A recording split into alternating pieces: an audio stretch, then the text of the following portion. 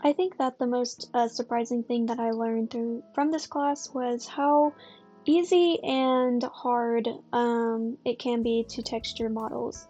So I didn't even know that Substance Painter existed until I joined this class. Like, I had never heard of it, I'd never messed with it or anything. So I didn't even know that there was like a program out there to paint 3D models like this. I kind of thought it was just like a Photoshop thing. But anyways, through Substance Painter, it seems like it's a bit more easier than if you were to do everything in Photoshop, but it is still really difficult. Um, or not really, but some settings you just have to kind of mess around with to learn. Like, you have to learn it. You can't just immediately be good at it, which is with most things. But anyways, I know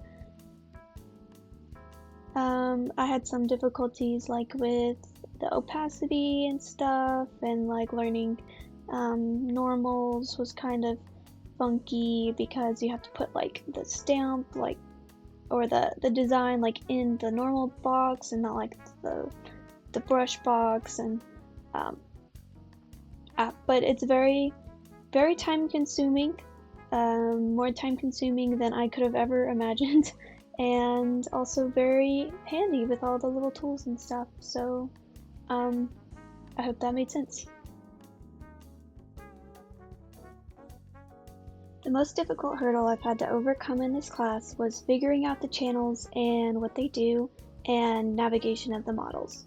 So I have my robot here, and sometimes when I would be like zooming in or moving my camera, um, I would zoom it in a little too much and I would get like stuck in the model, and it makes it like super slow, which it's not that bad right now. But there's sometimes when you're trying to like zoom in and you get stuck, and um, that was just kind of one thing that kept bothering me, but it's not that massive of a thing, which I'm zooming in on all my imperfections right now.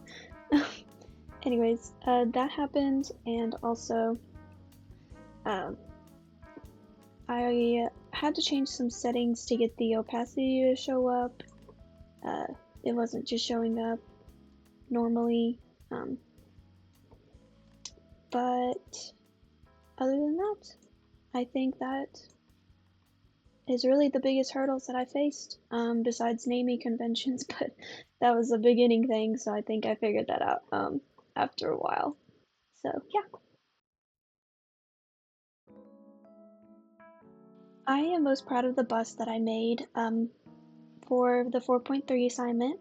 I love drawing and painting humans, so I was super excited about this project, and I think that I executed my original ideas pretty well.